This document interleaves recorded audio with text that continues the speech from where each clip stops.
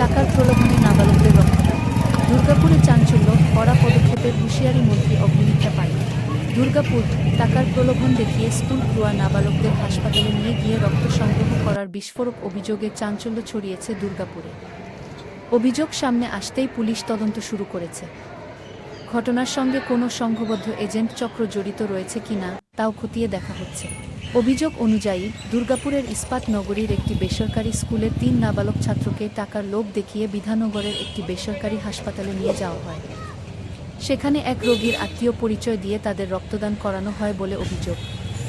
আরও গুরুতর অভিযোগ, সরকারি নথিতে তাদের বয়স পরিবর্তন করে সাবালক হিসেবে দেখিয়ে রক্ত সংগ্রহ করা হয়েছে। ঘটনার নেপথ্যে ওই স্কুলেরই এক প্রাক্তন ধন্যবাদ ছাত্রের জানাই নাম সংবাদ উঠে এসেছে মাধ্যম বলে যারা অভিযোগ। এটাকে রিপোর্ট করেছেন। বর্তমানে সে দুর্গাপুরের বিডিংডিটিএন উচ্চ বিদ্যালয়ের ছাত্র। এর পিছনে আরও বড় কোনো দালাল বা এজেন্ট চক্র কাজ করছে কিনা তা তদন্ত করে দেখছে পুলিশ। খুবই দুস্থ, মানে মারা হয়তো বাড়িতে রান্না করে বাচ্চাকে কষ্ট করে পড়াচ্ছে, সেই সব বাচ্চাকে ও কী করছে, স্কুল থেকে বেরিয়ে গিয়ে একটা মেন রোড আছে এখানে শিবাজি, ওই জায়গায় ধরে ওদের ব্রেন ওয়াশ করাচ্ছে, করে ব্লাড দিতে যাচ্ছে। এবার আমার কথা হচ্ছে, যে হসপিটালেই যাক না কারো, তারা তো একবার জানতে চাইবে যে আপনাদের বয়স কত বা তোমাদের বয়স কত, কারণ বাচ্চাদেরকে দেখেই মনে হচ্ছে তারা আন্ডার এজ, সব 13 বছর, 14 বছর, 15 বছর। আমি খুব ভীত সন্ত্রস্ত। আজকে এই কটা বাচ্চা, পরবর্তীকালে তো আরও বাচ্চা হতে পারে। কতগুলি বাচ্চা?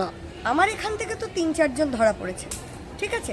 এবার আমি যা শুনলাম, এত বড় একটা র্যাকেট, আমি যখন আস্তে আস্তে এগোচ্ছি, আমার মনে হয় ইমিডিয়েট যদি প্রশাসনিক স্তরে মানে এই স্টেপ না নেওয়া হয়, তাহলে কিন্তু বিপদে পড়ে যাবে। কারণ দুর্গাপুরের আমার মনে হচ্ছে অনেক স্কুলের বাচ্চা এর মধ্যে জড়িত। স্কুল থেকে তার প্রিন্সিপাল কমপ্লেন করেছে, কি বলবেন এই বিষয়ে? একটা অভিযোগ আমরা পেয়েছি, আমরা ওটাকে ইনকোয়ারি করে দেখছি ব্যাপারটা। তারা লিখেছে 18 বা 19 বছর, সেটাই কনফিউশন। 16 বছর 17 বছর হবে হয়তো, কিন্তু এত ছোট 12 বছর 13 বছর না। আমরা আধার কার্ডের ভেরিফিকেশন হয় না এখন পর্যন্ত, হয় না। But now we have made a protocol, মানে এই ঘটনাটার পর থেকে আমরা যেটাকে শিক্ষা পেয়েছি এটাতে, কেন কি ব্লাড ট্রান্সফিউশন করতে গেলে বা ব্লাডের ডোনেশন করতে গেলে দেয়ার আর লট অফ আদার ক্রাইটেরিয়াস। বাকি সব ক্রাইটেরিয়া গুলো ম্যাচ করছে। দেখুন, ওয়েটটা ম্যাচ করছে। একটা 12 বছরের ছেলে ওয়েট হচ্ছে 65 কেজি, একজনের ওয়েট হচ্ছে 65 কেজি, একজনের ওয়েট হচ্ছে 52 কেজি। সমস্যাটা হয়েছে যে এজ খালি একটা ক্রাইটেরিয়া নয়, আরো অনেকগুলো ক্রাইটেরিয়া আছে। এজ আছে, ওয়েট আছে, এজটার তো ফ্যাক্টর একটা স্কুল যেটা অভিযোগ করছে স্কুলের প্রিন্সিপাল, যেটার পেছনে কোনো একটা বড় নেক্সাস কাজ করছে, কারণ তাদেরকে টাকার প্রলোভন দেখানো হয়েছে।